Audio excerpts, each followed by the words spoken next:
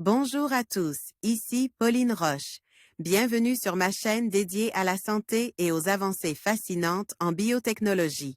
Si vous êtes curieux de découvrir comment ces innovations transforment notre bien-être et notre avenir, n'hésitez pas à vous abonner pour ne rien manquer. Prêt à en savoir plus? Bonjour Allons-y! à tous. Dans cette vidéo, je vais vous parler de la sélectivité des molécules originales. Nous allons explorer comment certaines molécules peuvent cibler des récepteurs spécifiques dans notre corps, tout en évitant d'interagir avec d'autres.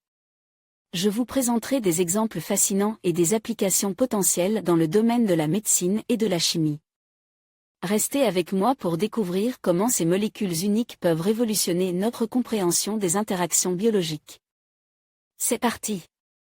2.1. Introduction. Inflammation est une réaction normale de l'organisme en réponse à divers stimuli de nature biologique, physique ou chimique entraînant une altération de certaines cellules. Cette réaction se manifeste cliniquement par la triade rougeur, douleur et chaleur et met en jeu des médiateurs biologiques responsables de l'inflammation que sont, entre autres, les prostanoïdes. Ces prostanoïdes sont le résultat de l'activation de la cascade de l'acide arachidonique par la cyclooxygénase E, cette enzyme. Découverte il y a une dizaine d'années, est présente au niveau des foyers inflammatoires et elle est responsable de différents états physiologiques et pathologiques.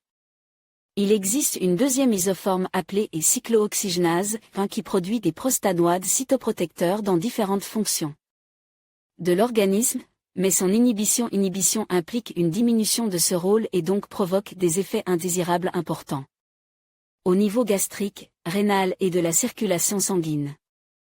C'est pourquoi les recherches actuelles visent à synthétiser des molécules ayant un fort potentiel d'inhibition de la cyclooxygénase 2, dans le but de lutter contre les processus liés à l'inflammation, sans influer sur l'activité de la cyclooxygénase 1 et donc de préserver ses propriétés de cytoprotection. Après avoir présenté les cyclooxygénases et leur rôle dans les processus inflammatoires et de cytoprotection, nous verrons comment la mise au point du modèle a été réalisée, notamment le choix du type cellulaire, les conditions, concentration et temps d'incubation d'utilisation des différents activateurs et la validation de ce modèle avec des molécules de référence. Nous décrirons ensuite quelques structures originales que nous avons testées. En conclusion, la sélectivité des molécules originales représente un domaine fascinant et prometteur dans la recherche scientifique. Grâce à des approches innovantes et à une compréhension approfondie des interactions moléculaires, nous pouvons développer des solutions ciblées pour des applications variées, allant de la médecine à la chimie environnementale. L'avenir de cette discipline semble radieux, et il est essentiel de continuer à explorer ces avenues pour maximiser le potentiel des molécules originales.